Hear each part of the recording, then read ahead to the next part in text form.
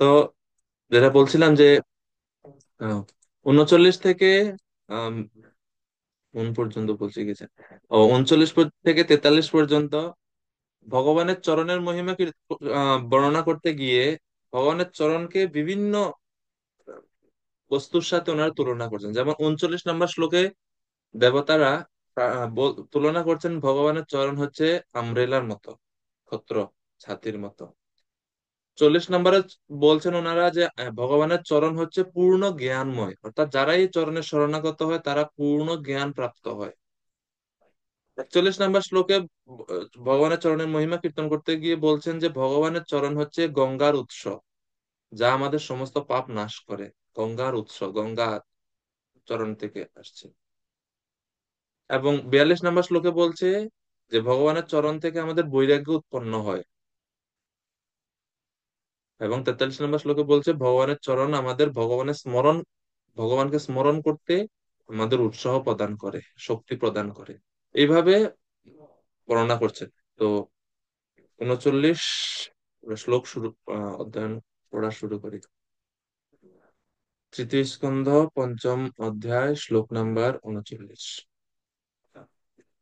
দেবা ऊचुः नमामते देवपदारविन्दम् प्रपन्नतापोपशमातपत्रम् यन्मूलकेतायतयाञ्जसूरो संसार दुःखं बहि उत्क्षिपन्ति। তো দেবতাগণ প্রার্থনা করে বলছেন, প্রথমেই ভগবানের চরণের বর্ণনা করছেন। তো এই দেবতারা কার প্রতি প্রার্থনা করছেন কেউ বলতে পারবেন? প্রার্থনাটা কোন ভগবানের প্রতি? ভগবান তো ঠিক আছে, কোন ভগবান নির্দিষ্ট করে বলা যায়? বলতে পারবেন কেউ?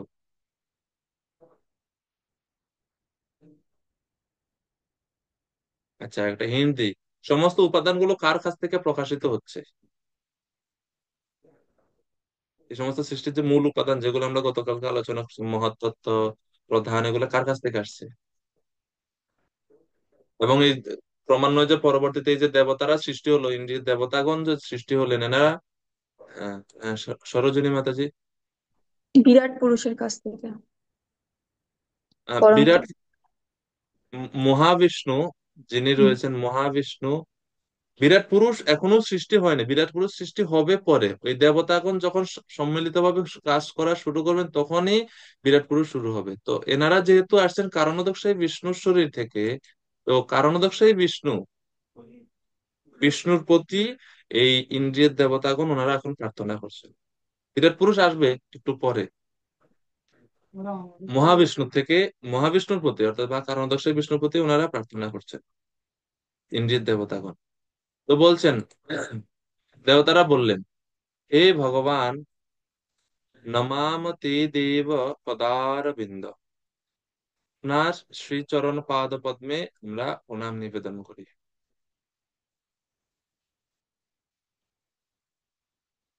ভগবানের চরণ অরবিন্দ ন্যায়। অরবিন্দ মানে হচ্ছে পদ্ম ফুল, এই জন্য বলছে অরবিন্দ, পদারবিন্দ। অরবিন্দ মানে হচ্ছে পদ্ম। পদ্ম ফুল যেরকম অত্যন্ত কোমল, ভগবানের শ্রীকৃষ্ণের পদ চরণ হচ্ছে অত্যন্ত কোমল, খুবই কোমল। এজন্য ভগবানের চরণকে পদ্মের সাথে তুলনা করা হচ্ছে, পদারবিন্দ। দুই, ভগবানের আহ পদ্ম ফুল যেরকম অত্যন্ত সুন্দর, সৌন্দর্যটা অত্যন্ত সুন্দর, ভগবানের চরণটাও অত্যন্ত সুন্দর। এই জন্য ভগবানের চরণকে পদ্মের সাথে তুলনা করা হচ্ছে।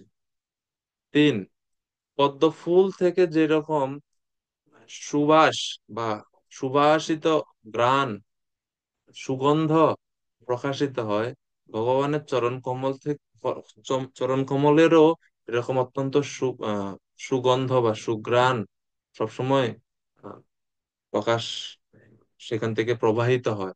এই জন্য ভগবানের চরণ কমলকে পদ্ম ফুলের সাথে তুলনা করা হচ্ছে।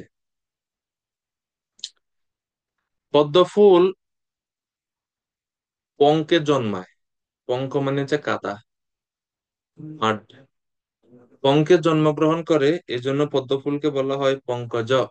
পদ্ম ফুলের আরেক নাম হচ্ছে পঙ্কজ। পঙ্কে জন্মগ্রহণ করে, পঙ্কজ। তো কাদার মধ্যে থেকে অত সুন্দর সুবাসিত ফুল, অত সুন্দর ফুল প্রকাশিত হয়। তো উৎসের উপরে, উৎসের উৎসের এবং যেটা প্রকাশিত হলো ফুল, এর মধ্যে কোনো মিল নেই, মিল পাচ্ছে না। তো পরমেশ্বর ভগবান, ভগবানও বদ্ধজীব, যে আমরা, আমাদের হৃদয়টা ঠিক এরকম পঙ্কের মানে পঙ্ক, কাদা। সেখানে ভগবান এই ভক্তির দ্বারা, বা আমরা যখন এই ভগবত ভক্তি করি, তখন ভগবানের চরণ কমল যখন আমাদের হৃদয়ে প্রকাশিত হয়, সেই সেই হৃদয়টা তখন মহিমান্বিত হয়।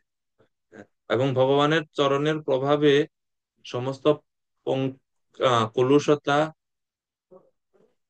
সমস্ত দূষিত অবস্থা সবকিছু দূরীভূত হয়।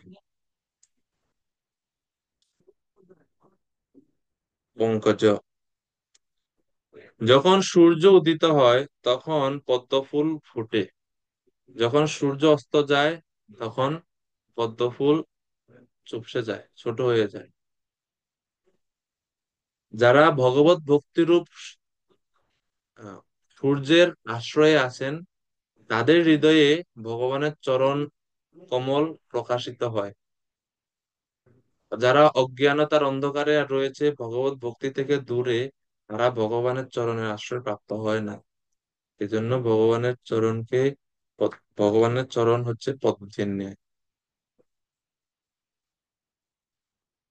তো ভগবানের সেই চরণ কমলের প্রতি ওনারা প্রণাম নিবেদন করছেন, নমামতি দেব পদারবিন্দম। পরে দ্বিতীয় লাইনে বলছে প্রপন্নতা, প্রপন্নতা, প্রপন্নতাপ উপশমাত পত্রম। হে ভগবান, আপনার এই চরণ কমল, এই যে চরণ কমল বলে না, কমল মানেও পদ্ম ফুল। চরণ কমল সেটাও পদ্ম ফুল, কমল মানে তোমার তো চরণ পদ্ম, চরণ কমল, সেটা কিসের মতো? প্রপন্নতা, প্রপন্নতাপ। যারা প্রপন্ন, অর্থাৎ আপনার চরণের প্রতি, এই চরণের প্রতি যারা শরণাগত, তাদের, যারা আপনার চরণের প্রতি শরণাগত হয়, তাদের কি হয়? তাপ উপশম, তাদের ত্রিতাপ ক্লেশের নিবৃত্তি ঘটে। তারা ত্রিতাপ ক্লেশ থেকে মুক্ত হয়। তো প্রপন্ন তাপ উপশম, যারা শরণাগত হয় তারা ত্রিতাপ থেকে মুক্তি পায়। এটা হচ্ছে ভগবানের চরণ কমলের আশ্রয় বা শরণাগত হওয়ার ফল। এবং কিভাবে সেটা ভগবান, কিভাবে আমাদের সমস্ত ক্লেশ থেকে আমাদের কিভাবে ভগবান মুক্তি করেন, মুক্ত করেন? তো বলছেন আতপত্রম। আতপত্র শব্দের অর্থ হচ্ছে আমব্রেলা বা ছাতা, ছত্র, যেটাই আমরা বলি না কেন। বৃষ্টির দিনে, এখন আমাদের মানে সিলেটে, শ্রীহট্টে খুব, মানে সারাদিন খুব বৃষ্টি হচ্ছে। ছাতি ছাড়া, আমব্রেলা ছাড়া বের হতে পারবেন না। বৃষ্টি হচ্ছে সব দিকে, কিন্তু আপনি যদি ছাদের নিচে থাকেন, আমব্রেলার নিচে থাকেন, আপনি বৃষ্টি থেকে রক্ষা পাবেন। একই রকম ভাবে জড় জগৎ, সব জায়গায় ক্লেশ, ত্রিতাপ ক্লেশ ভরপুর। ত্রিতাপ ক্লেশের বৃষ্টি হচ্ছে। তো এই ক্লেশ থেকে যদি আপনি নিজেকে মুক্ত রাখতে চান, তাহলে আপনাকে মুক্তপত্র বা ছাতি ধরতে হবে মাথার মধ্যে, আশ্রয়ে আসতে হবে। সেই আশ্রয়টা কি? সেই আশ্রয়টা হচ্ছে ভগবানের চরণ। ভগবানের চরণের আশ্রয়ে আমরা যদি আসব, তাহলে সমস্ত ক্লেশ রূপী বৃষ্টি থেকে আমরা মুক্ত থাকতে পারবো, আমরা আর ভিজবো না। এজন্য বলছেন প্রপন্নতাপোপশমাত পত্রম। তৃতীয় লাইনে বলা হচ্ছে ইয়ন্মূলকেতা, ইয়ন্মূলকেতা যতয়ঞ্জসারু। ভগবান ইয়ন্মূলকেতা, শ্রীপাদ পদ্মের আশ্রয় যারা গ্রহণ করছেন, কারা গ্রহণ করে? মহর্ষিগণ, যতয়। জ্যোতি মানে হচ্ছে সন্ন্যাসী বা মহর্ষি।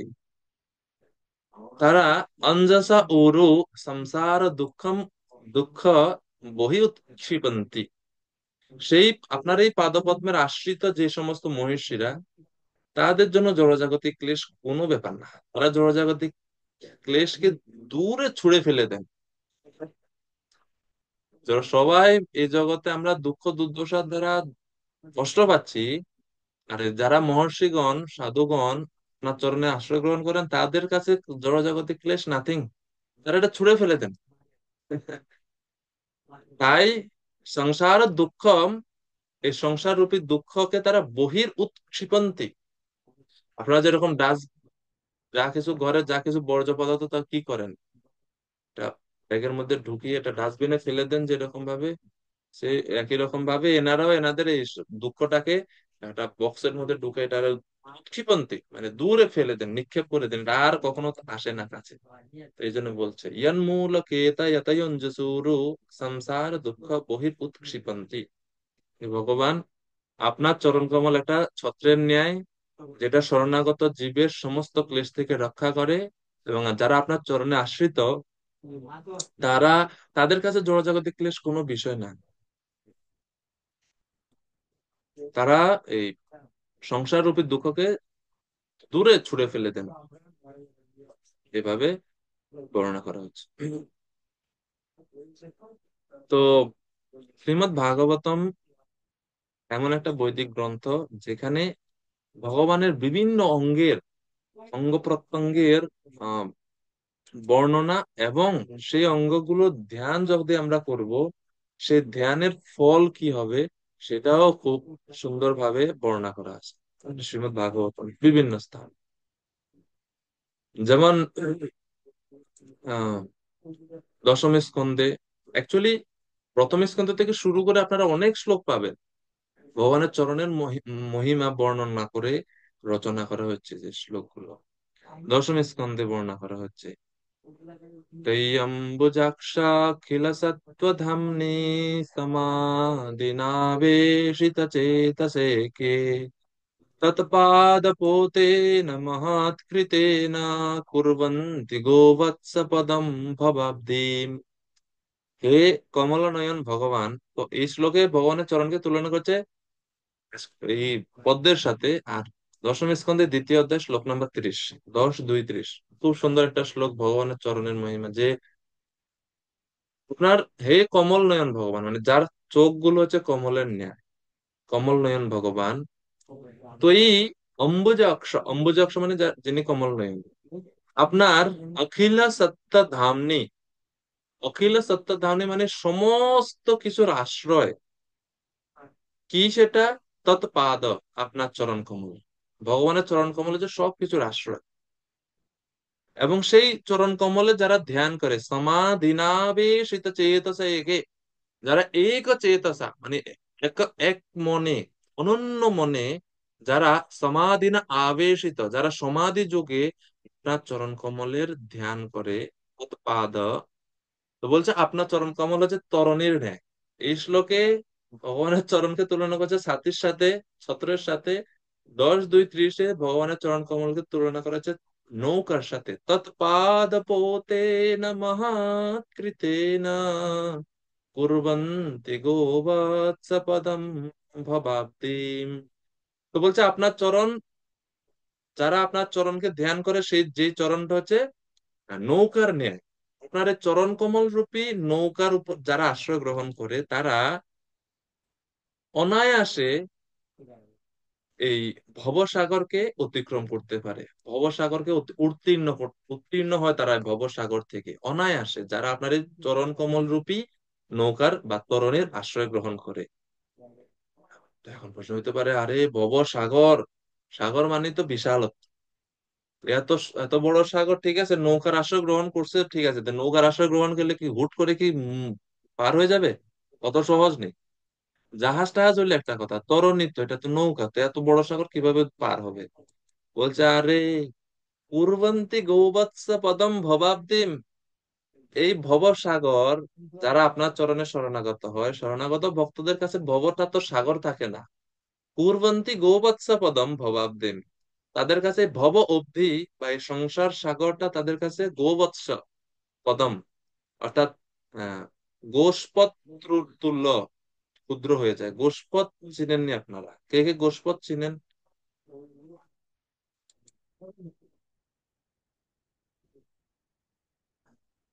আচ্ছা, মাতাজি বলেন, তুলসী জীবন হরি শোভাবতী মাতাজি।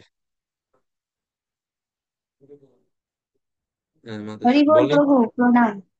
গোষ্পদ মানে গরুর খুরের ন্যায়, মানে গরুর খুর যেটা বলছি।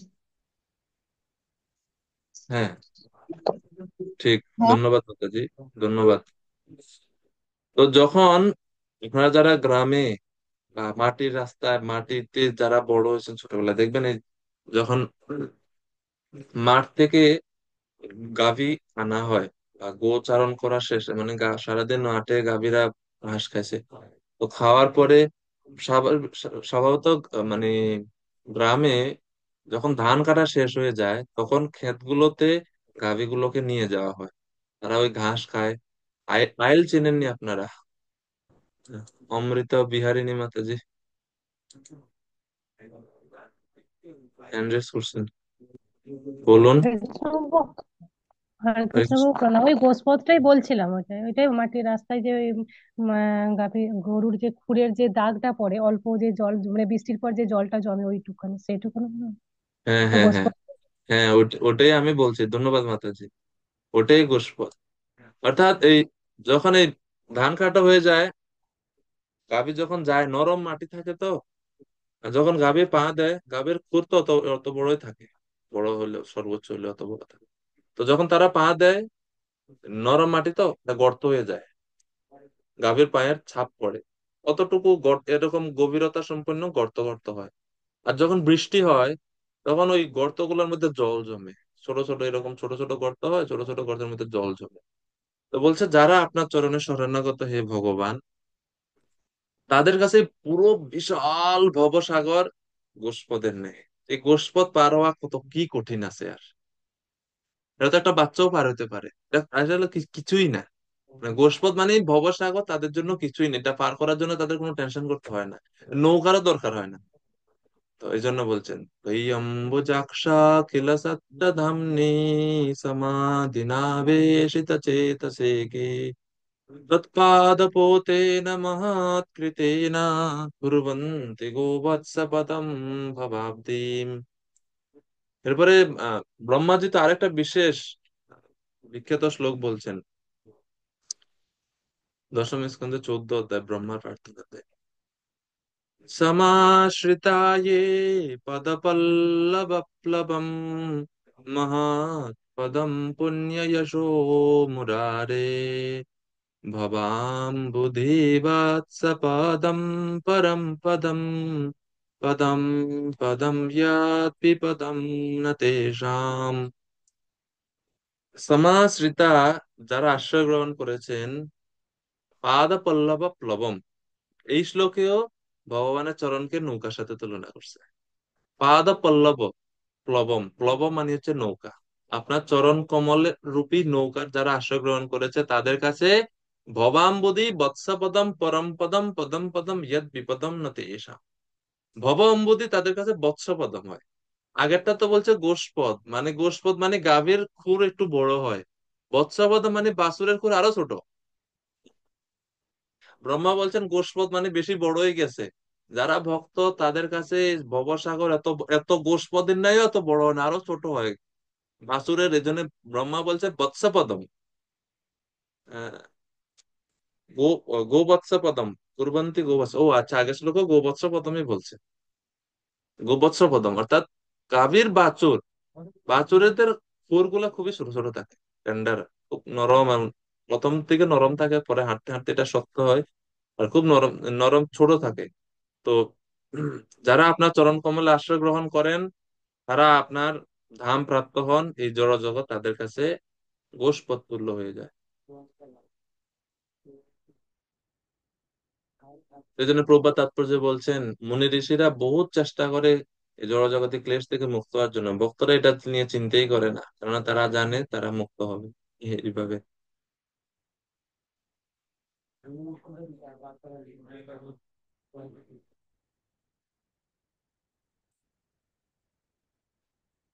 হরে কৃষ্ণ। তো ভগবানের চরণ হচ্ছে ছত্রের মতো, 39 নম্বর শ্লোকে বলছেন। এখন 40 নম্বর শ্লোক বলছে ভগবানের চরণ ধ্যান করলে কি হয়।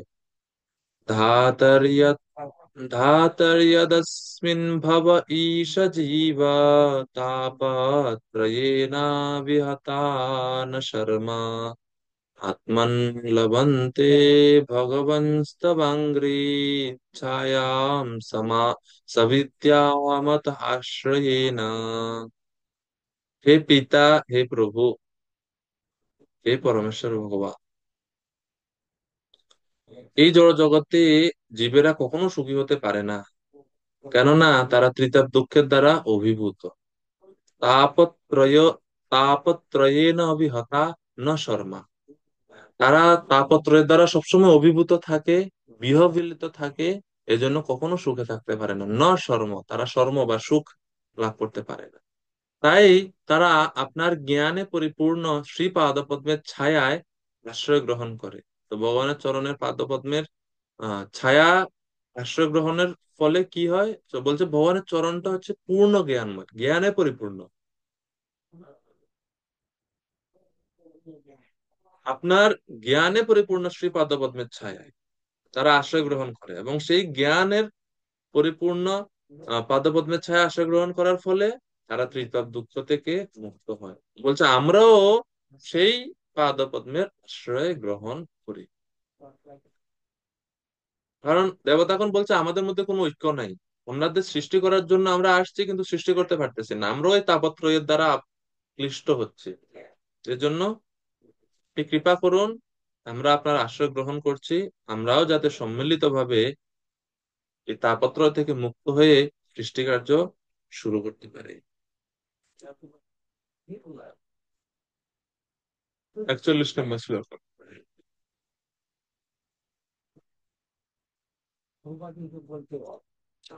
এটা অনেক গুরুত্বপূর্ণ শ্লোক।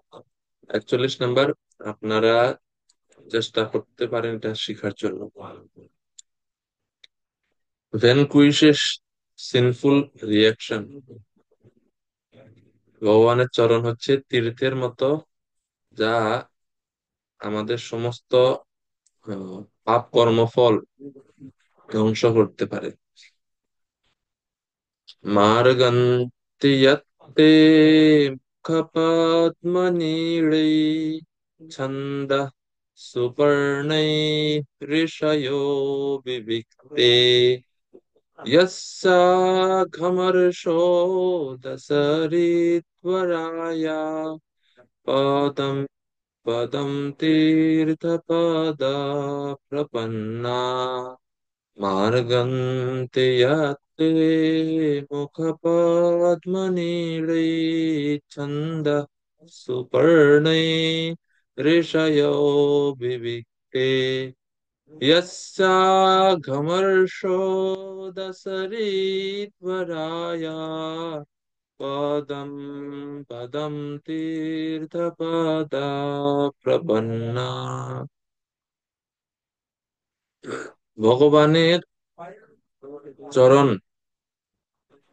সেই চরণ হচ্ছে তীর্থ, গঙ্গার ন্যায় তুলনা করছে। বলছেন ভগবানের শ্রী পাদপদ্ম সমস্ত তীর্থের আশ্রয় স্বরূপ। তীর্থপদ, এটা আসলে ভগবানের একটা নামই হচ্ছে তীর্থপদ। তীর্থপদ মানে যার চরণে সমস্ত তীর্থগণ, পবিত্র তীর্থগণ অবস্থান করে। এজন্য ভগবানের মন্দির এবং ভগবানকে পরিক্রমা করলে সমগ্র তীর্থ পরিক্রমার ফল লাভ হয়। আচার্য বলছেন না যে তীর্থযাত্রা পরিশ্রম সকলি মনের ভ্রম সর্বতীর্থ গোবিন্দ চরণ। তীর্থযাত্রা পরিশ্রম, যাই হোক। তো কেন ওইখানে তিনি বলছেন সর্বতীর্থ গোবিন্দাচরণ, এখানে সেই ভাগবতের সেই সিদ্ধান্তটা সাপোর্ট করছে যে শ্রী পাদপদ্ম সমস্ত তীর্থের আশ্রয় স্বরূপ, এবং নির্মল চিত্ত মহর্ষিরা বেদরূপী পাখার দ্বারা বাহিত হয়ে নিরন্তর আপনার মুখকমল রূপে রূপী নীড়ের আশ্রয় অন্বেষণ করে। এই বর্ণনাটা খুব সুন্দর, আপনারা বুঝতে পারছেন এটা? বলছে যে আপনার পাদপদ্ম হচ্ছে আশ্রয় স্বরূপ, সেই পাদপদ্মে আমরা আশ্রয় গ্রহণ করতে চাই। আর মার্গন্তে ইয়াত্তে মুখপদ্ম নীড়েই, ভগবানের মুখমণ্ডলটা হচ্ছে নীড়। নীড় মানে কি? পাখির বাসা। নীড় মানে হচ্ছে পাখির বাসা, মানে আহ, পাখিরা যেখানে থাকে না,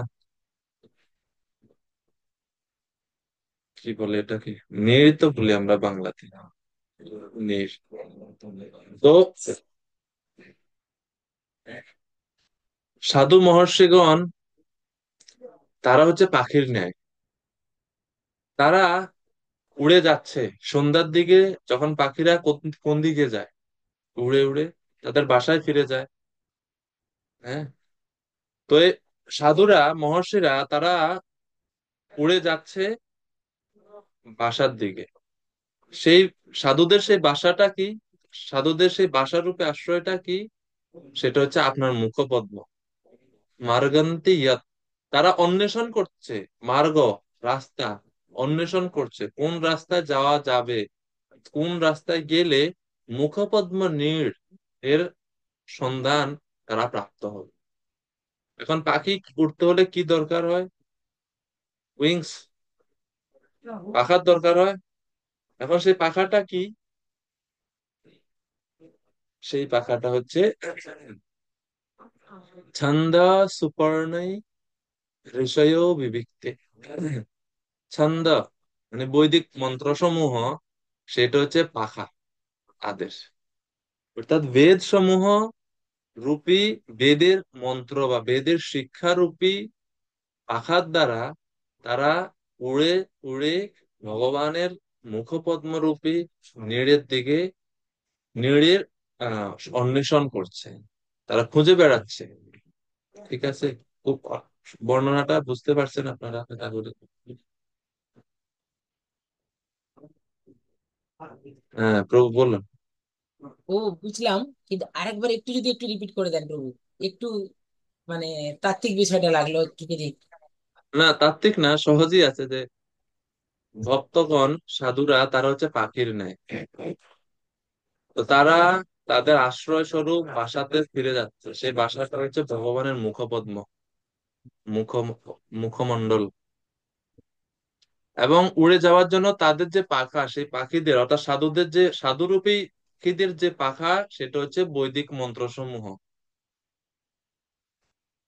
এই বৈদিক মন্ত্ররূপী পাখার বা বেদের শিক্ষার রূপী পাখার দ্বারা তারা উড়ে ভগবানের আহ, মুখকমল রূপ বাসা বা নীড়ের দিকে তারা যাচ্ছে। এইভাবে তাৎপর্য অনুবাদে বলছেন, নির্মল চিত্ত মহর্ষিরা বেদ রূপী পাখার দ্বারা বাহিত হয়ে নিরন্তর আপনার মুখকমল রূপী নীড়ের আশ্রয়ে অন্বেষণ করে।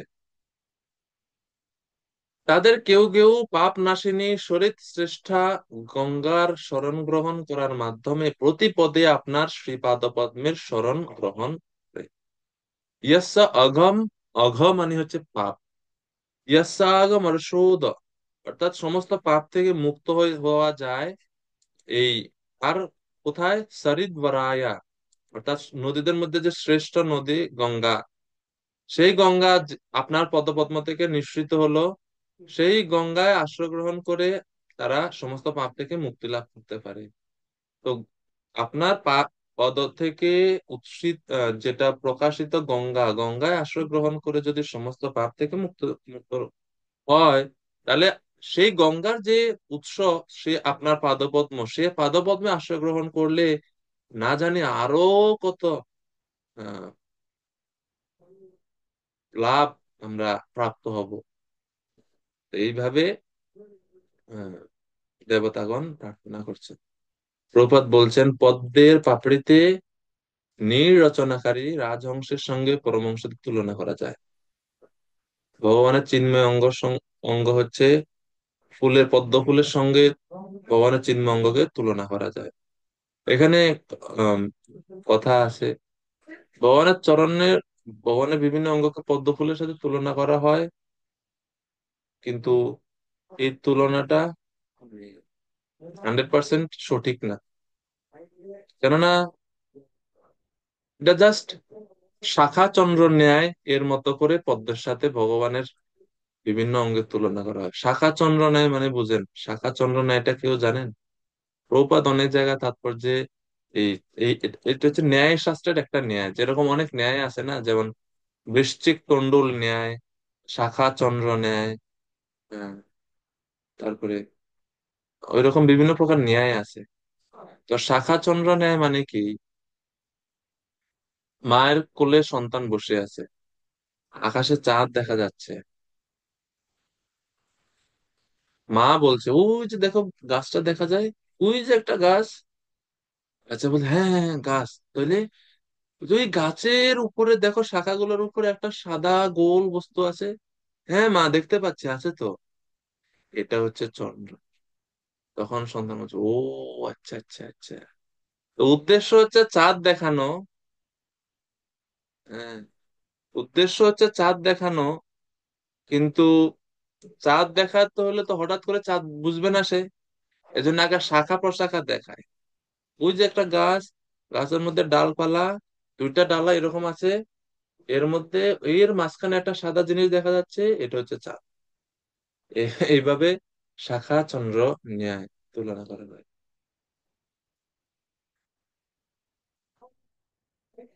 তো ভগবানের অঙ্গগুলো কেমন, এটা তো আমরা চিন্তা করেও বুঝতে পারি না।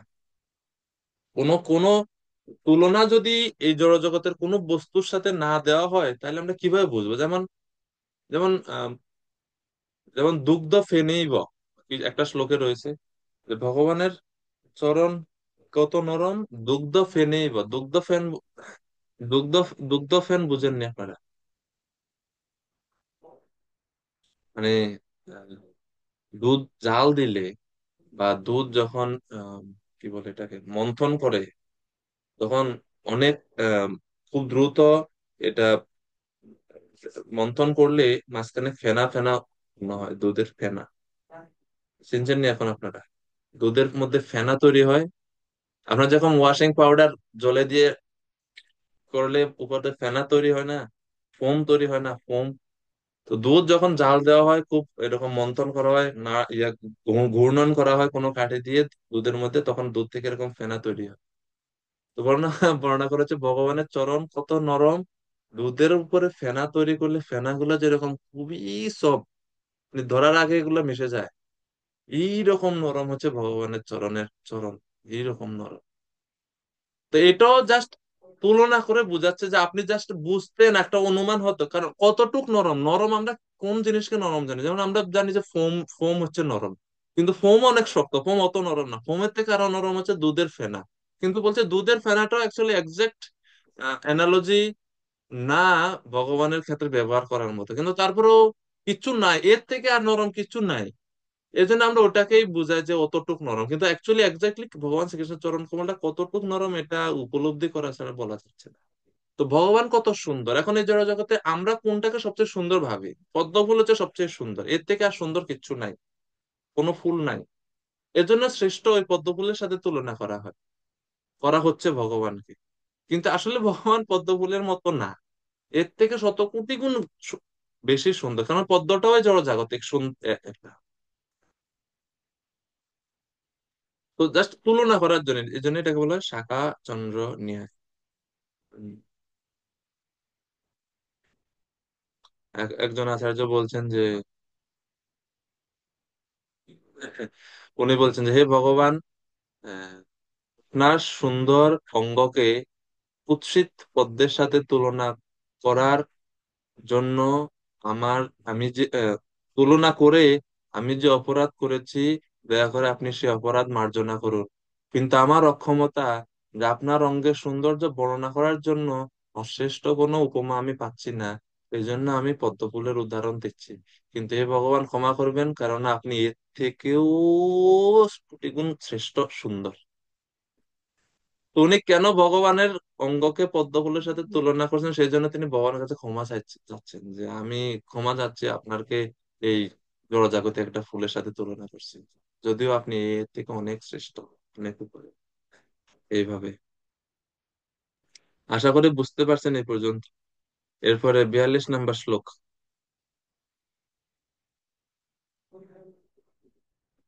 ও, এর আগের শ্লোকে তাৎপর্য প্রপাত গঙ্গা সম্বন্ধে বলছেন, ভগবান এতই কৃপাময় যে তিনি সুরধ্বনি গঙ্গাকে সারা ব্রহ্মাণ্ডে জুড়ে বিস্তার করেছেন, যাতে সেই পবিত্র সলিলে স্নান করে সকলেই পাপ মুক্ত হতে পারে। মানুষদের জন্য গঙ্গা নদী এবং ভগবত গীতা হচ্ছে দিব্য সুখের উৎস।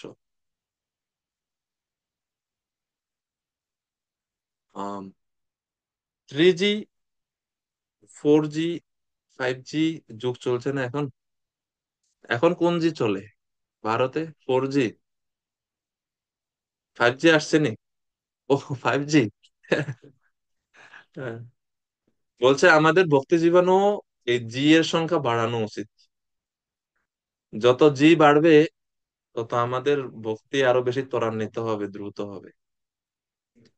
প্রথম জি হচ্ছে গঙ্গা, দ্বিতীয় জি হচ্ছে গীতা, তৃতীয় জি হচ্ছে গৌ, চতুর্থ জি হচ্ছে গোবিন্দ, চতুর্থ জি হচ্ছে গোবিন্দ। এরকম জি, জি এর সংখ্যা যত আপনি বাড়াবেন, এই যত জি সংখ্যা বাড়বে, আপনি এনাদের সেবা করবেন, তত আপনার ভক্তিটা আরো বেশি বৃদ্ধি প্রাপ্ত হবে। 4G এবং আম,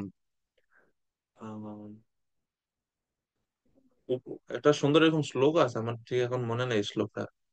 চতুর্গকার, মানে 4টি গয়ের সেবা করা উচিত সবার।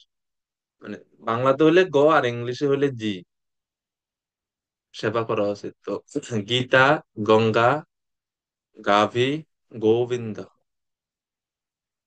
বা গোপাল, এভাবে শঙ্করাচার্য বলছেন। শঙ্করাচার্য ওনার উম, কি স্তোত্র এটা,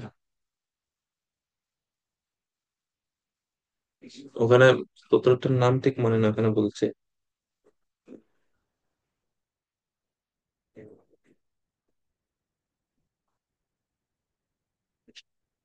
গঙ্গা জললভ চুলুকেন পিতা, এরকম।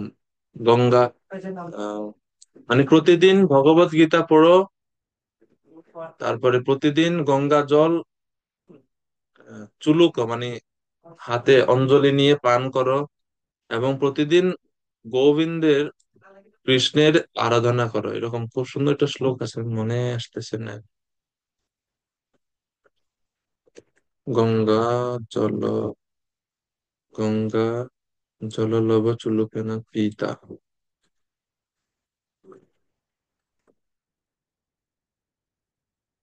হুম, পাইছি। তিনি বলছেন, উম, ভগবদ্গীতা কিঞ্চিদধীতা গঙ্গা জললভ কণিকা পীতা সক্রিদপি येन মুরারি সমর্চা ক্রিয়তে তস্য यमेन हि চর্চা।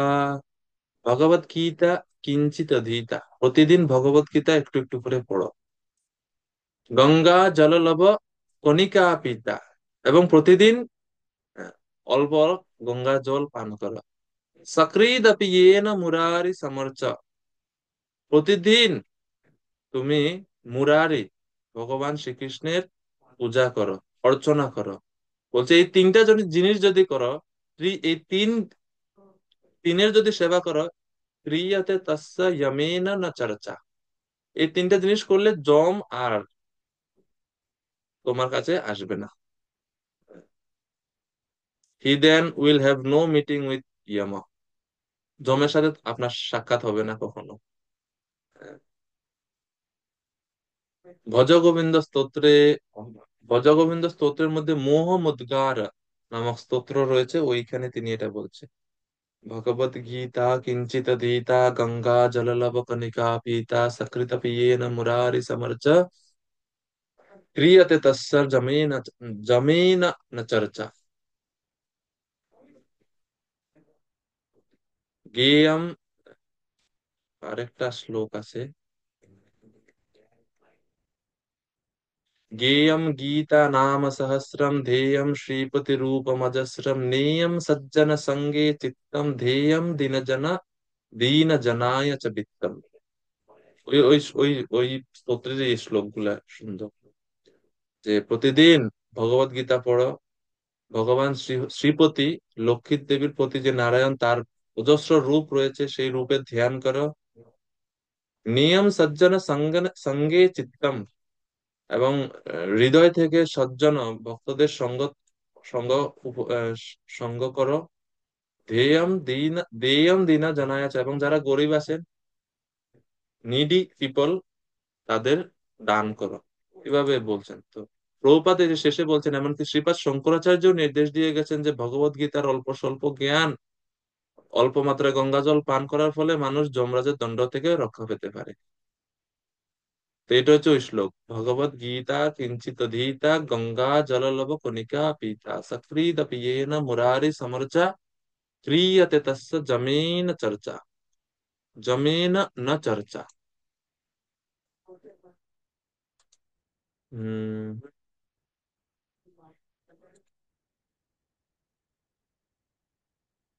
চ্যাট বক্সে দিছি, দেখেন।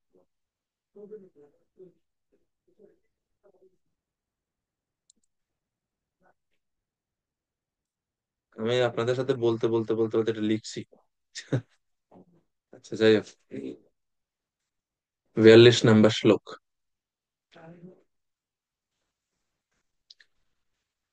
यच्छ्रद्धया श्रुतवत्या च भक्त्या सम्मृज्यमाने हृदयावधाय ज्ञानेन वैराग्यबलेन धीरा व्रजेम तत्ते दत्यङ्घ्रि सरोजपीठम्।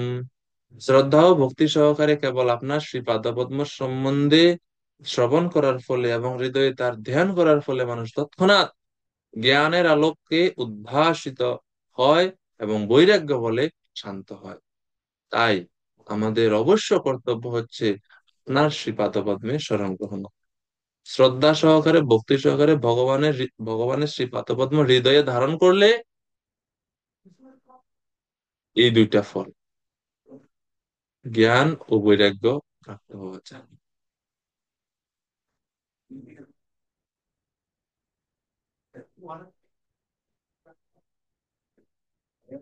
জ্ঞান ও বৈরাগ্য প্রাপ্ত হওয়া যায় ভগবানের চরণ।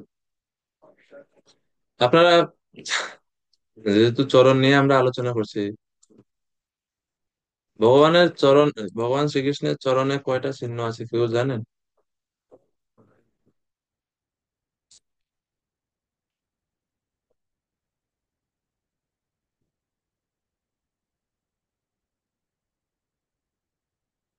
ভগবানের চরণে চিহ্ন কয়টা? ভগবানের চরণ মানে স্মরণ করা, চিন্তা করা, মানে তো ভগবানের চরণের মধ্যে যা যা আছে সব ভগবানের চরণে নূপুর আছে। আপনাদের ক্লাস শুরু করার আগে আমি যে আরেকটু দেরি হয়েছে এই কারণে যে আমি মানে 8:30, মানে ক্লাস আমার শুরু হয়েছে 7টায়, 8:30 পর্যন্ত। তো 7টার সময় আমি গেছি মন্দিরে, দৌড়ে গেছি। ওই ক্লাসও লেট হয়েছে 5 মিনিট। লেট হওয়ার কারণ হচ্ছে অপেক্ষা করতেছিলাম যে ভগবান একটু দেখে আসে, কারণ আমি জানি যে আজকে আপনাদের এখানে আমাকে বলতে হবে ভগবানের পাদপদ্মের কথা, এবং আমি মাঝখানে সময় পাবো না উঠে যাওয়ার জন্য, আর ওই সময় মন্দিরও বন্ধ হয়ে যাবে 8, 8:30, 8টায় তো মন্দির বন্ধ হয়ে যায়।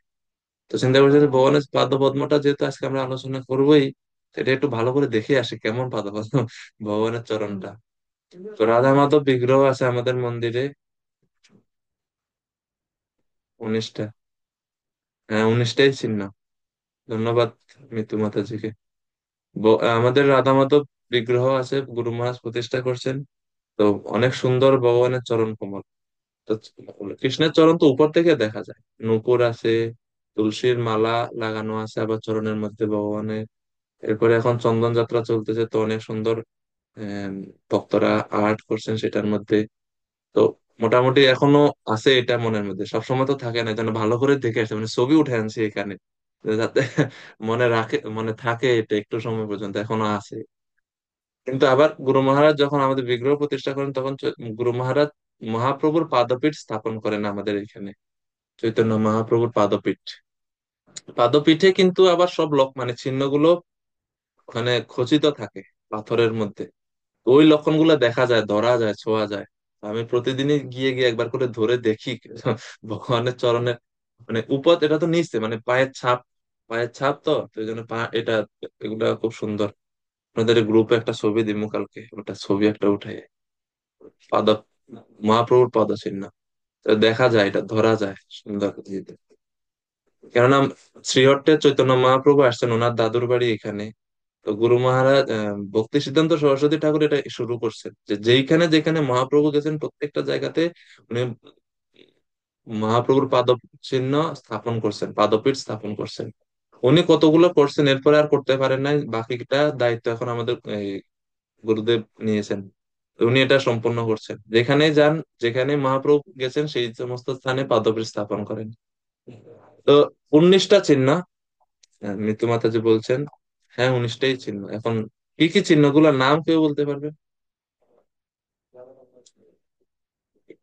তা আমাদের ভগবানের চরণ স্মরণ করতে সুবিধা হয়। হ্যাঁ প্রভু বলুন। হরে কৃষ্ণ। দক্ষিণ চরণ আর কিছুটা দক্ষিণ চরণে আছে 11টা, আর বাম চরণে আছে মানে বাঁদিকের চরণে আছে 8টা। 8টা। মোট 8টা 19টা। তো ওকে। মোট তো 19টা। এর নাম কি, কি কি নাম? নাম হচ্ছে আহ জব, আমার কাছে লেখা আছে যবশস্য, চক্র, ছত্র, ঊর্ধ্বরেখা, পদ্ম মানে পদ্ম, ধ্বজা, অঙ্কুশ, বজ্র, অষ্টভুজা, স্বস্তিকা, আর হচ্ছে এটা হচ্ছে কি ফুল ওটা, জম্ম ফুল না কি ফুল ওটা, জুঁই ফুল। হ্যাঁ, এটা হচ্ছে 11টা। আর বাম চরণে হচ্ছে শঙ্খ, থম, এটা ঠিক আচ্ছা, সমস্যা নাই, আমি একবার বলি, আমার এটা হচ্ছে এখানেও লেখা ধনু আছে। ও,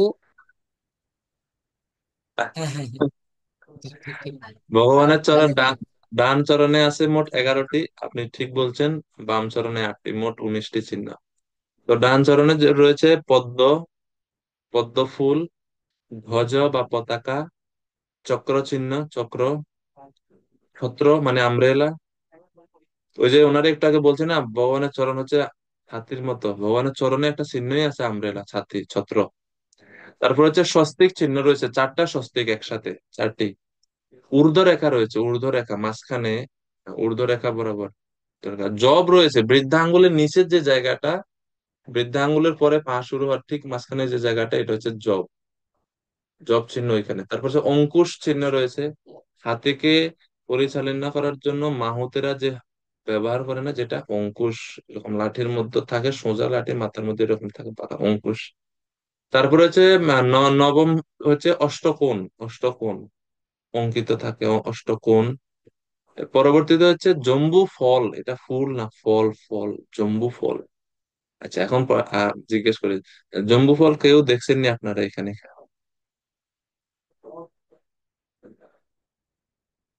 আমি তো আসলে এটা আপনারা দেখছেন, জানেন আপনারা জম্বু ফল মানে কি?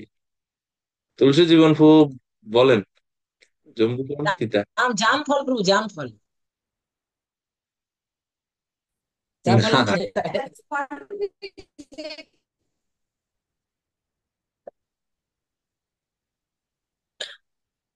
জাম না, জম্বু মানে জাম না।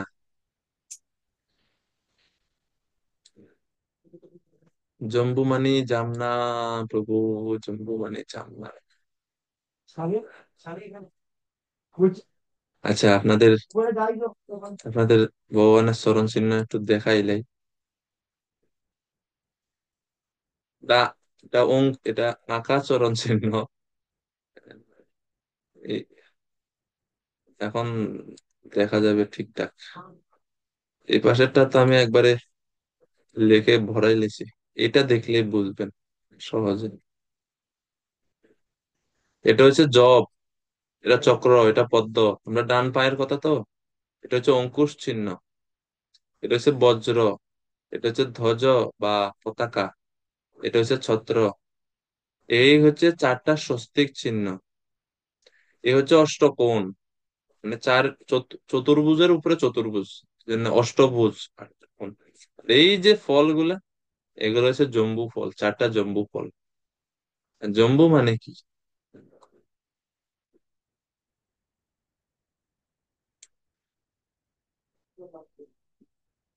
জম্বু মানে কি বলবো পরে। আর বাম পায়ের চিহ্নগুলো: শঙ্খ, ধনুক, গোষ্পদ, কলসি, ত্রিভুজ, অর্ধচন্দ্র, মৎস্য। আর এটা কি? এটা হচ্ছে খম বা আকাশ। এটা মানে আকাশ, মানে খালি জায়গা, কিছু নাই এখানে। খম। তো এই হচ্ছে মোট 19টি চিহ্ন। এবং এই 19টা চিহ্নের প্রত্যেকটা চিহ্ন আহ, ধ্যানের মাহাত্ম্য শাস্ত্রে আছে। হ্যাঁ, জামরুল। জম্বু। জম্বু মানে হচ্ছে জামরুল। এটা আপনারা পরিচিত, সুপরিচিত, খাইছেন। আজকে আমি খাইছি দুইটা। গতকালকে নৃসিংহ চতুর্দশীতে ভগবানের এই জাম্বু ফলের মালা দিয়ে নৃসিংহদেবরে পড়াইছে। ওই মালা প্রসাদ হিসেবে, আহ, প্রসাদী ওই ফল আমরা আজকে পাইছি। আহ, জম্বু মানে হচ্ছে জামরুল।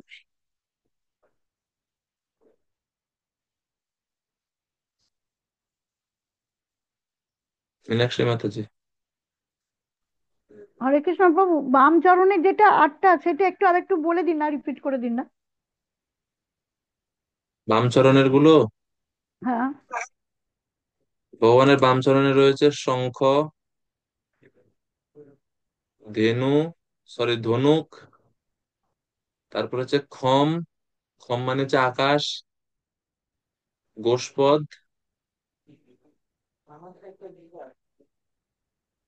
গোষ্পদ লিখছেন? হ্যাঁ হ্যাঁ। হুম। গোষ্পদের পরে হচ্ছে ত্রিকোণ। ত্রিকোণ। হ্যাঁ, ত্রিকোণ ও কলস।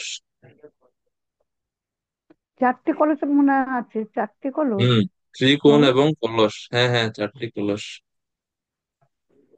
ত্রিকোণ, এরপরে হচ্ছে কলস।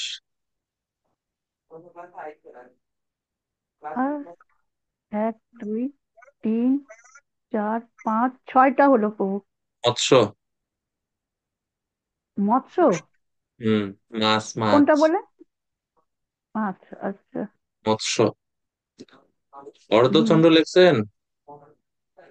না না প্রভু, লিখে দে। অর্ধচন্দ্র লেখেন। তাহলে তো আপনার 8টা হয়ে হ্যাঁ, যাচ্ছে। এইটা আটটা হয়ে। হ্যাঁ হ্যাঁ, হ্যাঁ, আটটা হলো। ঠিক আছে।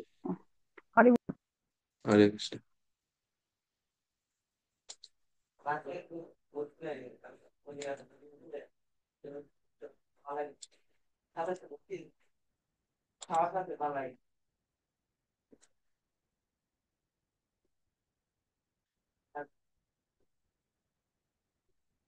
এই হচ্ছে জম্বু ফল।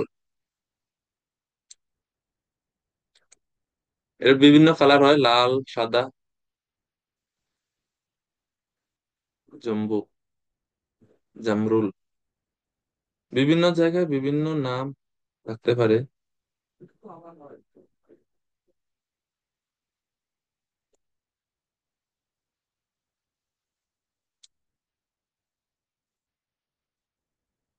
যাই হোক, তো শাস্ত্রে বর্ণনা করা হচ্ছে এই 19টি চিহ্নের উপরে আমাদের মানে ভক্তদের ধ্যান করা দরকার।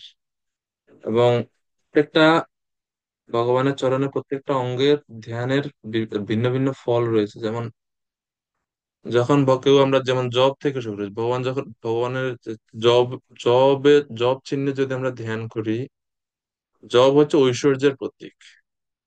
যে ভক্তগণ ভগবানের চরণের সেবা করেন এবং সেবাযুক্ত, তারা ঐশ্বর্য প্রাপ্ত হন। এটা জাগতিক ঐশ্বর্য না, সেটা ভক্তিমূলক ঐশ্বর্য। সে ঐশ্বর্য প্রাপ্ত হন। কেউ যখন ভগবানের আহ জব বা শস্য যেমন জীবের জীবন ধারণে এবং পুষ্টি বিধানের সহযোগিতা করে, তেমনি ভগবানের চরণ কমল ভক্তের চেতনা বা ভক্তির পুষ্টি বিধানে সহায়তা করে। জব শস্য খেলে যেরকম আমাদের শরীর পুষ্টি হয়, ভগবানের চরণ কমলের ধ্যানের প্রভাবে আমাদের ভক্তি পুষ্টি হয়, ভক্তি জীবন পুষ্টি হয়। এই হচ্ছে জবের মাহাত্ম্য। এরপর হচ্ছে চক্র।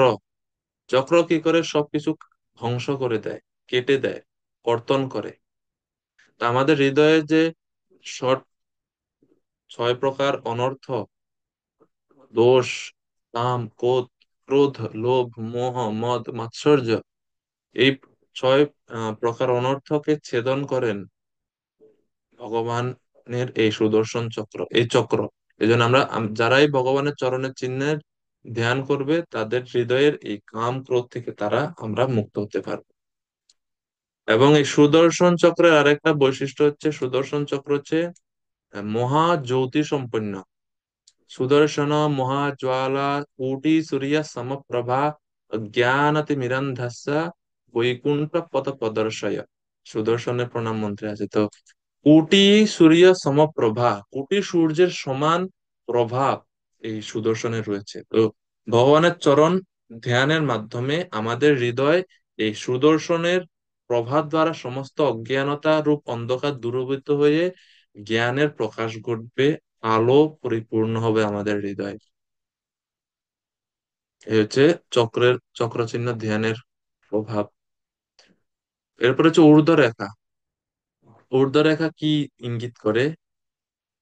এই ঊর্ধ্ব রেখা ইঙ্গিত করে যে ভক্ত, এই ঊর্ধ্ব রেখার দ্বারা এটা ইঙ্গিত করা হয় যে যে ভক্তগণ ভগবানের চরণ ধ্যান এবং চরণ সেবায় যুক্ত, তাদেরও ঊর্ধ্বমুখী গতিটা, তাদের ঊর্ধ্বমুখী হবে। তাদের আর এই জড় জগতে আটকে থাকতে হবে না, অর্থাৎ তারা ঊর্ধ্বে গমন করবে। এই যে এটা হচ্ছে ঊর্ধ্ব রেখা ইঙ্গিত করে সেই জিনিসটা। ভগবান সেই ভক্তদেরকে অচিরে তার ধামে নিয়ে যাবেন। এটা হচ্ছে ঊর্ধ্ব রেখা। এই ঊর্ধ্ব রেখা দ্বারা আরো ইঙ্গিত করে, আরো বোঝানো হয় যে ভগবানের চরণ ভগবানের চরণ কমল সবচেয়ে পতিত আত্মার কাছে পৌঁছাতে পারে। যারা তার আশ্রয় নিয়েছে তারা সেখান থেকে, যেমন কেউ একজন মানুষ গর্তে পড়ে গেল, কুয়ার মধ্যে পড়ে গেল, কিভাবে এই ব্যক্তি এখান থেকে উঠবে? কুয়া থেকে তো আর আপনি ওয়াল বেয়ে উঠতে পারবেন না, কোন রশির সাহায্য নিয়ে তো আপনাকে উঠতে হবে। তো ভগবানের এই ঊর্ধ্ব রেখার উপরে সেটা হচ্ছে এরকম, ভগবানের সবচেয়ে অধপতিত ব্যক্তির কাছেও তিনি পৌঁছাতে পারেন। এবং তারা যখন এই ভগবানের চরণে আশ্রয় গ্রহণ করে, ঊর্ধ্ব রেখাটা হচ্ছে এইরকম। সেই সেই এই ঊর্ধ্ব রেখার আশ্রয় গ্রহণ করে, যেরকম আমরা উপরে উঠি, রশি বেয়ে উপরে উঠি, ভগবানের চরণের আশ্রয় গ্রহণের ফলে আমরা নিম্নতর জীবন থেকে উচ্চতর জীবনে আমরা উন্নীত হতে পারি। ঊর্ধ্ব রেখা এটা ইঙ্গিত করে। তারপর হচ্ছে পদ্ম। লক্ষ্মী দেবীর আরেকটা নাম হচ্ছে পদ্মদেবী, পদ্ম। ও আমি প্রথমে যখন এই পদ্ম ফুলের সাথে কেন ভগবানের চরণের তুলনা করা হচ্ছে ওইখানে, আর এটা বলতে ভুলে গেছিলাম, এখন মনে পড়লো যে পদ্ম ফুল লক্ষ্মীর প্রতীক। তো ভগবানের চরণে যারা আশ্রয় গ্রহণ করেন, লক্ষ্মী দেবী তাদের কাছে আপনা আপনিই আসেন। আলাদা করে তাদের আর লক্ষ্মী দেবীর কৃপা পাওয়ার জন্য পূজা করতে হয় না, কেননা ভগবান হচ্ছেন লক্ষ্মীপতি। তো লক্ষ্মী দেবীর পতির চরণ কমল চিন্তা যারা করেন, লক্ষ্মী দেবীর কৃপা তারা এমনিতেই লাভ করেন। তো এইভাবে ভগবানের চরণ পদ্মা, লক্ষ্মী দেবীর এক নাম হচ্ছে পদ্মা।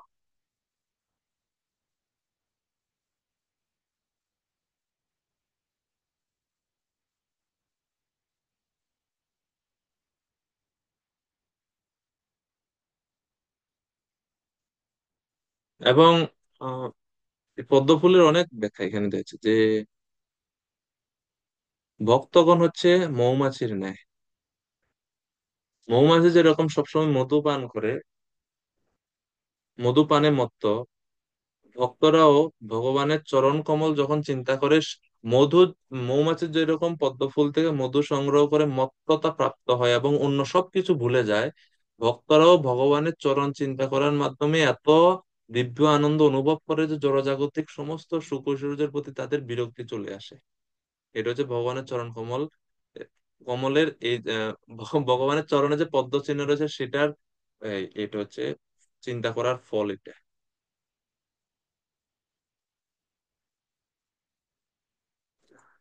পদ্মের আরো অনেকগুলা, মোট আমরা কতগুলো বললাম এই পর্যন্ত, আরেকটা আছে। জল ছাড়া যেরকম পদ্ম ফোটে না, বিশুদ্ধ ভগবত প্রেম রূপ জল ছাড়াও ভগবানের চরণে আমরা প্রাপ্ত হতে পারি না। ভগবানের চরণ হচ্ছে পদ্ম ফুলের ন্যায়। পদ্ম ফুল কোথায় ফুটে? জল, জল না থাকলে পদ্ম ফুল হয় না, স্থলে হয়নি। পদ্ম ফুল জল ছাড়া সম্ভব না। তোর বলছে যে জল থাকলে যেরকম পদ্ম ফুল হয়, জল ছাড়া পদ্ম ফুল হয় না, ভগবানের চরণটাও ঠিক এইরকম।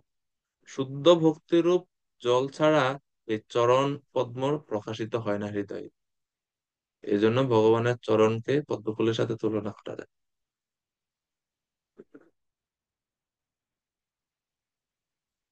এই হচ্ছে পদ্ম ফুলের ধ্যানের প্রভাব। এরপর হচ্ছে অঙ্কুশ।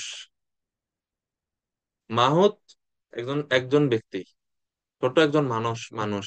হাতিটা কত বিশাল, কিন্তু এত বড় বিশাল হাতিকে তিনি নিয়ন্ত্রণ করেন এই মাহুতের মাধ্যমে, এই সরি অঙ্কুশের মাধ্যমে, একটা এই ছোট্ট একটা অস্ত্রের মাধ্যমে।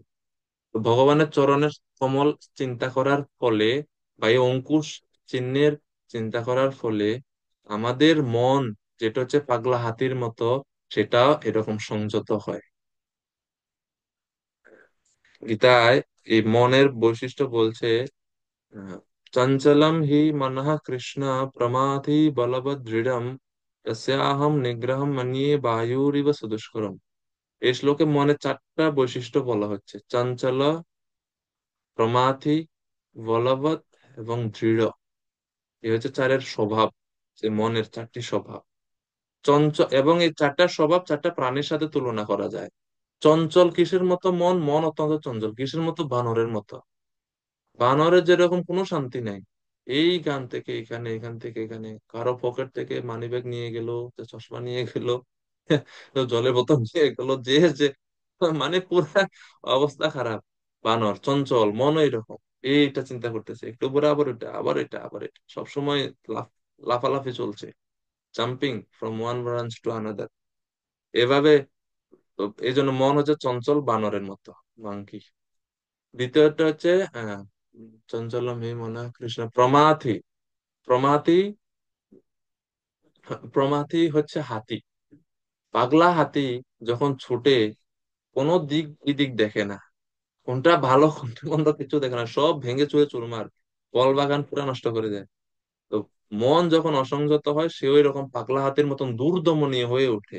পাগলা হাতিকে যেরকম সহজে নিয়ন্ত্রণ করা যায় না, এইরকম হয়ে ওঠে। হ্যাঁ। তো এই হাতিকে সংযত করার জন্য কি দরকার? মাহুতের, একজন এক্সপার্ট মাহুতের দরকার এবং অঙ্কুশের দরকার। তো ভগবানের চরণের চিহ্নে রয়েছে অঙ্কুশ চিহ্ন, যেটা আমাদের অসংযত মনকে সংযত করতে সহযোগিতা করে। এই হচ্ছে ভগবানের চরণের অঙ্কুশ চিহ্নের ধ্যানের ফল। বাদ বাকি দুইটা হচ্ছে বলবৎ এবং দৃঢ়। বলবৎ, মন অত্যন্ত বলশালী। বলবৎ মানে হচ্ছে অত্যন্ত বলশালী, অত্যন্ত শক্তিশালী। আপনার, আমরা বাদ বাকি 10টা ইন্দ্রিয় দিয়ে এক মনের সাথে পারি না। হ্যাঁ, সে আমাদের 10 ইন্দ্রিয়কে পরিচালিত করে দেয়, এত শক্তিশালী। এটার সাথে তুলনা করেছে ষাঁড়ের সাথে, তুলনা হয়েছে ষাঁড় যখন, ষাঁড় খুবই শক্তিশালী। বুল, ষাঁড় খুবই শক্তিশালী, সংযত করা যায় না। আমাদের মন্দিরে গাভী আছে, তো সবসময় বেঁধে রাখা হয়, কারণ মন্দির শহরের মধ্যে ছাড়া যায় না। যদি কোনো ক্রমে কোনো একটা ছুটতে পারে, অবশ্য মোটামুটি সারা মন্দির মানে তুলকালাম করে করার মতো অবস্থা। তো 4-5 জন মিলে পরে এটাকে ধরতে হয়। তো বলবৎ। চতুর্থ হচ্ছে দৃঢ়। মন, এই দৃঢ়কে তুলনা করা হচ্ছে কুকুরের লেজের সাথে।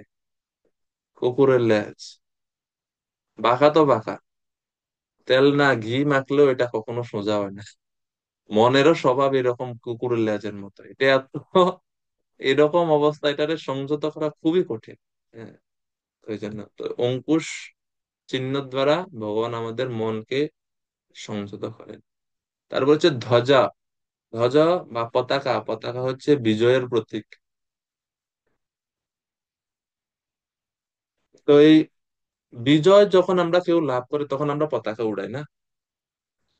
তো ভগবান তার এই ধ্বজ চিহ্নের দ্বারা ইঙ্গিত করছেন যে যে সমস্ত ভক্ত আমার চরণে আশ্রিত, তাদের অভয়, তাদের রক্ষা, তাদের সুরক্ষা, তাদের নিরাপত্তা সব দায়িত্ব আমার। তারা সবসময় বিজয়ী হবে, তাদের কখনো পরাজিত হবে না। তাদের রক্ষার নিরাপত্তার সব দায় দায়িত্ব আমার। তাদের আমি রক্ষা করব, এই জন্য বিজয়, জয়, জয় পতাকা। বজ্র পরবর্তী আহ চিহ্ন। বজ্র কি করে? বজ্রপাতের দ্বারা। তো বর্ণনা করা হচ্ছে যে আহ বজ্র অত্যন্ত শক্তিশালী একটা অস্ত্র, যেটার প্রতি যেখানে এটার দ্বারা আঘাত করা হয় সেটা চূর্ণ বিচূর্ণ হয়ে ধ্বংস হয়ে যায়। তো বলছে কৃষ্ণ পাদপদ্ম ধ্যান ভক্তের পর্বত আকারে স্তূপীকৃত পাপ রাশি বিনষ্ট করে। আমাদের হৃদয়ে পাপ আছে পাহাড় সদৃশ। এই পাহাড়, এটা এত বিশাল পাহাড় জানেন, এটা এই মাউন্ট এভারেস্টের থেকেও বড় পাহাড়, পাপের পাহাড়, যেটা আমরা সবাই ঘুরতেছি মনের মধ্যে নিয়ে। সেই পর্বত, সে পাপ রূপী পর্বত, সে স্তূপীকৃত পাপ রাশি রূপী পর্বত, ভগবানের বজ্রের আঘাতে যেরকম পর্বত চূর্ণ বিচূর্ণ হয়, ভগবানের চরণে যে বজ্র চিহ্ন আছে, অর্থাৎ ভগবানের চরণ চিহ্নের ধ্যানের ফলে আমাদের এই বজ্রের আঘাতে আমাদের এই পাপ রূপী পর্বত ধ্বংস হবে।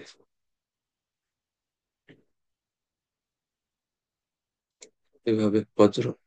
8 নম্বর পরবর্তী হচ্ছে ছত্র। আমরা আজকে শ্লোকে পড়লাম ছত্র, যেটা আমাদের দুঃখ দুর্দশা রূপ অবিশ্রান্ত বর্ষণ থেকে সবসময় রক্ষা করে। যেরকম ভগবান ইন্দ্রের ক্রোধ থেকে ব্রজবাসীদের রক্ষা করার জন্য গোবর্ধন পর্বতকে ছত্রের ন্যায় ধারণ করেছিলেন, সেটা হচ্ছে ছত্র চিহ্ন, যে আমি আমার ভক্তকে সবসময় রক্ষা করি। ভগবানের চরণেও ছত্র চিহ্ন আছে। নিজপতি ভুজদণ্ড ছত্র ভাবম প্রপদ্য প্রতিহতমদৃষ্টৈ দণ্ড দেবেন্দ্র গর্ভা अतुल पृथुल शैला श्रेणी भूप प्रियम मे निज निकट निवासम देहि गोवर्धनस्तम। নিজের প্রতি এরকম রঘুনাথ দাস গোস্বামী গোবর্ধন প্রার্থনা বা আশা দশকম এখানে এই শ্লোক করছে যে কৃষ্ণ কিভাবে গোবর্ধন ধারণ করছেন এই বিষয়ে। তো যারাই ভগবানের শরণাগত, ভগবান তাদেরকে এই ব্রজবাসীদের যেরকম ভগবান গোবর্ধন ধারণ করে রক্ষা করছেন, আমাদেরকে ভগবান সমস্ত বিপদ থেকে রক্ষা করবে, মায়ার হাত থেকে রক্ষা করবে। অষ্টকোণ। অষ্টকোণ কিসের প্রতীক? বাদ বাকিটা না এতক্ষণ পর্যন্ত বুঝলাম যে পদ্ম মানে সুন্দর, চক্র মানে চক্র কেটে দিবে সব, বজ্র মানে সব ধ্বংস করে দিবে, পতাকা মানে বিজয়, ছত্র মানে রক্ষা পাবো। অষ্টকোণ দ্বারা কি বোঝায়?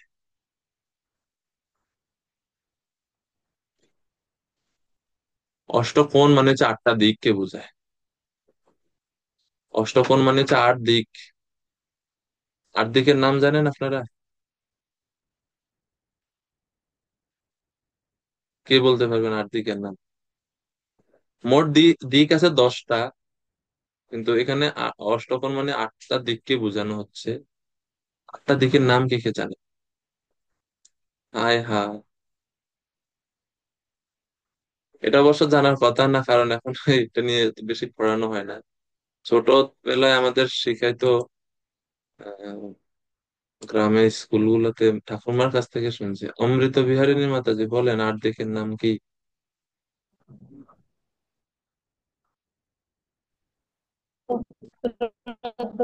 উত্তর, দক্ষিণ, ঈশান। কি হলো, নেটওয়ার্কের সমস্যা? মীনাক্ষী মাতাজি বলেন। হরে কৃষ্ণ প্রভু। উত্তর পশ্চিম, উত্তর পূর্ব, দক্ষিণ পশ্চিম, ঈশান, ঈশান বায়ু অগ্নি, 8টা হলো, আর উধ আর অধ 10টা। ঈশান, বায়ু, পূর্ব অগ্নি, পশ্চিম, নৈরিত, নৈরিত, নৈঋত, আহ, আর ঊর্ধ্ব এবং অধ, এ হচ্ছে 10 দিক। অধ 10টা। ধন্যবাদ আপনাদেরকে। তো অষ্টবাহু, অষ্টদিক মানে হচ্ছে পূর্ব পশ্চিম উত্তর দক্ষিণ ঈশান বায়ু অগ্নি নৈঋত। আমরা বাংলাটাকে বলি নৈরত। নইরে জানি না সঠিক। তো বলছে যারা ভগবান শ্রীকৃষ্ণের পাদপদ্ম আরাধনা করে তারা অষ্টদিকে অষ্টদিক হতে প্রেমোচ্ছলে নৃত্য ভঙ্গে সুরক্ষিত থাকেন। আর যারা ভগবানের চরণ চিহ্ন ধ্যান করেন তাদের হৃদয়ে অষ্টসাত্ত্বিক বিকার প্রকাশিত করে। আটটা কোন এটা এগুলো দুইটা, মানে আট দিক থেকে ভক্ত সুরক্ষিত থাকে, এটা একটা। দুই হচ্ছে অষ্টসাত্ত্বিক বিকার, এটা 2 নাম্বার। তিন হচ্ছে আহ এই এই জগতে আট দিকে কোনো কিছু ভক্তের জন্য অলভ্য না, সবকিছু সে লাভ করতে পারে ভগবানের রাজ্যে। এই অষ্টদিক পরিবেষ্টিত ভগবানের রাজ্যে ভক্তের জন্য কোনো কিছু অলভ্য না, ভক্ত সবকিছু লাভ করতে পারে। এটাই আট দিক দ্বারা, অষ্টকোণ দ্বারা বোঝানো হচ্ছে। আর এই অষ্টকোণ দ্বারা আরেকটা বোঝানো হচ্ছে যে যারা ভগবানের চরণে ধ্যান করে তারা অষ্টসিদ্ধি আপনা আপনি প্রাপ্ত হতে পারে। তো এইগুলো হচ্ছে ভিন্ন ভিন্ন ব্যাখ্যা। তারপর হচ্ছে স্বস্তিক।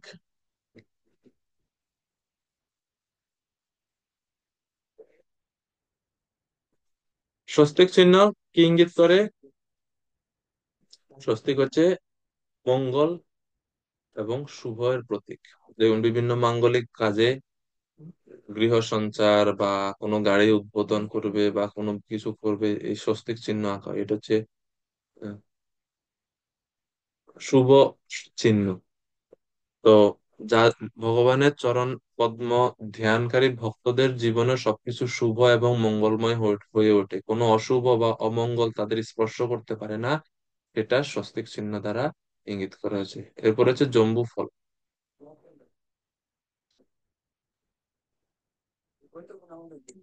জম্বু ফল দ্বারা কি বোঝানো হচ্ছে? এর দ্বারা এটা বোঝানো হচ্ছে জম্বুদ্বীপে অবস্থানকারী সবার কাছে ভগবানের শ্রীচরণ কমল হচ্ছে একমাত্র পূজ্য বস্তু। আমরা যে দ্বীপে বাস করি এই দ্বীপের নাম হচ্ছে জম্বুদ্বীপ। জম্বুদ্বীপের আরো অনেক কি আছে, এটার ভাগ আছে।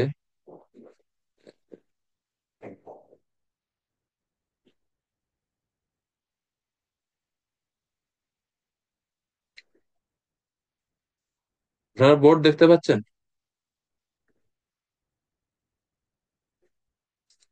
আচ্ছা, আমি জম্বুদ্বীপ একটা আঁকি দেখাই আপনাদের। এটা আমাদের যে পুরো ভূমন্ডলটা, এটা টপ ভিউ, মানে উপর থেকে যদি দেখেন, এটা তো 7টা ভাগে, 7টা মহাদেশে ভাগ করা না, মানে 7টা খণ্ডে এটা এটা এটা এটা ভাগ করা।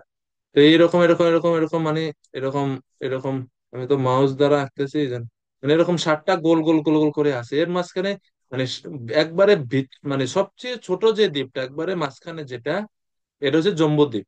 প্রত্যেক দ্বীপের পরে একটা করে সমুদ্র। এই হচ্ছে জম্বুদ্বীপ। জম্বুদ্বীপের পরে সমুদ্র বেষ্টিত, এই সমুদ্র হচ্ছে লবণ সমুদ্র। এরপরে আরেকটা দ্বীপ, এরপরে আরেকটা সমুদ্র, এরপরে আরেকটা দ্বীপ, এরপরে আরেকটা সমুদ্র, আরেকটা দ্বীপ, আরেকটা সমুদ্র, এইভাবে এই আমাদের ভূমণ্ডল বিভাজিত। ঠিক আছে? তো মাঝখানের যে দ্বীপ এটা হচ্ছে জম্বুদ্বীপ, এই জম্বুদ্বীপকে আবার 9 ভাগে ভাগ করা হয়েছে এইভাবে।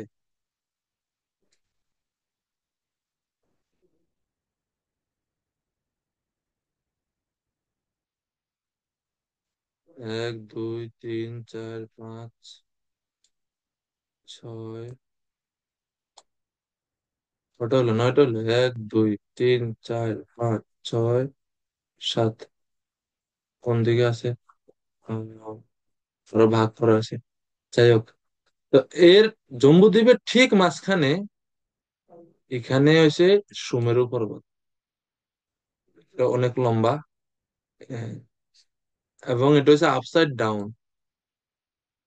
এইরকম থাকে এই সুমেরু পর্বত। তো আমরা যারা জম্বুদ্বীপবাসী এখন, আমরা কিন্তু এই জম্বুদ্বীপের সারাটার মধ্যে নাই কিন্তু। আবার জম্বুদ্বীপের যে খণ্ড, 1, 2, 3, 4, 5, 6, 7, 7টাই সপ্তবর্ষ, ঠিক মনে করতেছেন। এটা হয়তো এখানে আর একটা করে দাগ পড়বে।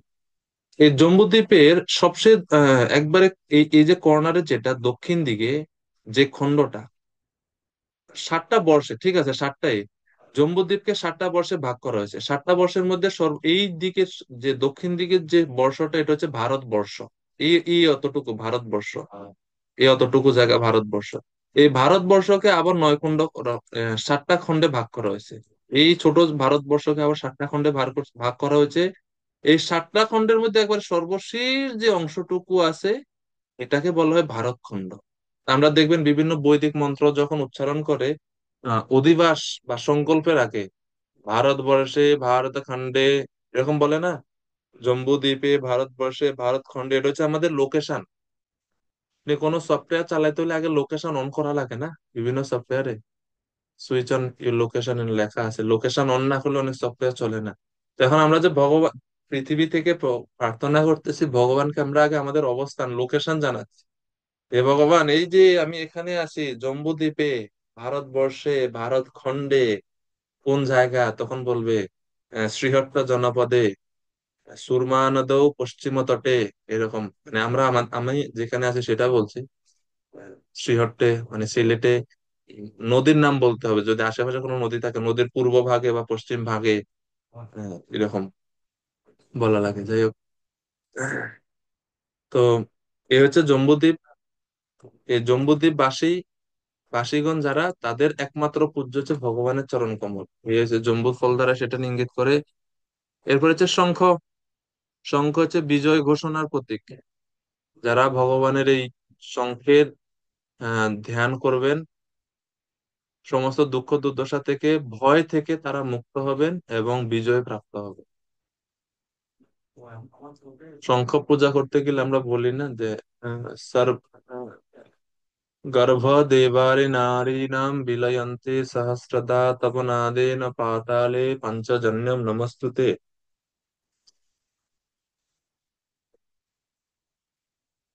পঞ্চজন্যের মাহাত্ম্যে বর্ণনা করা হচ্ছে যে এই শঙ্খের ধ্বনিতে অসুরদের পত্নীদের গর্ভপাত হয়, সমস্ত অশুভ দূর হয়, সমস্ত দেবতাদের দ্বারা পূজিত এই মহাশঙ্খ পঞ্চজন্য। এটা ভক্তদের বিজয় এবং ভয় থেকে ভক্তদেরকে মুক্ত করে। আকাশ চিহ্ন কি ইঙ্গিত করে? আকাশ যেরকম সর্বত্র, যারা ভগবানের চরণে শরণাগত, তারাও সর্বত্র ভগবানকে দর্শন করতে পারে, ভগবানকে সর্বত্র অনুভব করতে পারে, কারণ ভগবানও সর্বত্র। এটা আকাশের দ্বারা ইঙ্গিত করে। আরো ব্যাখ্যা, তারপরে হচ্ছে ধনুক। ধনুক দ্বারা কি হয়?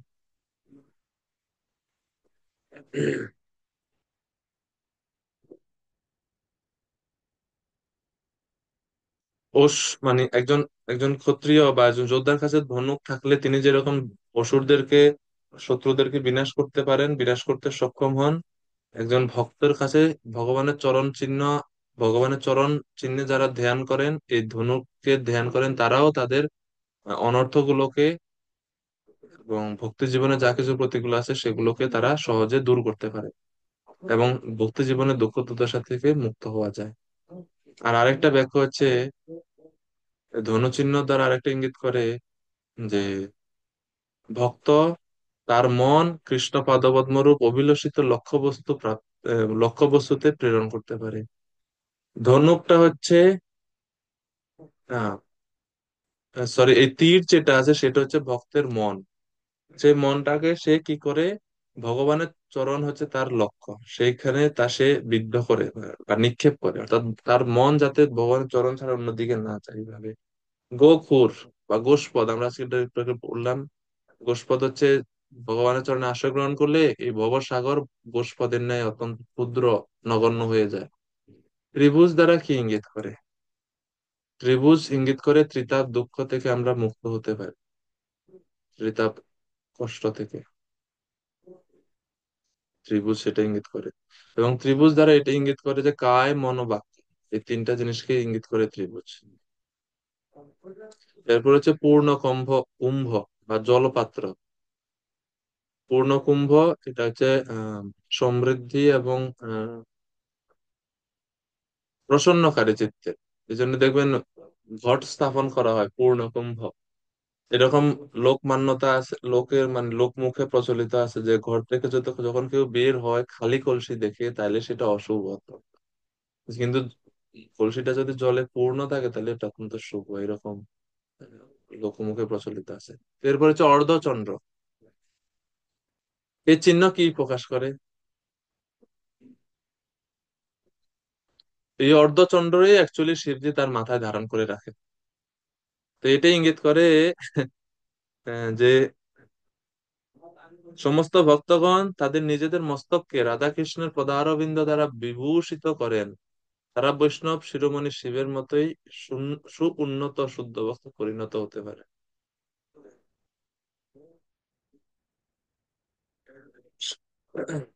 চন্দ্র যেরকম শীতলতা প্রদান করে, ভগবানের চরণ কমলও ভক্তের হৃদয়ে শীতলতা প্রদান করে।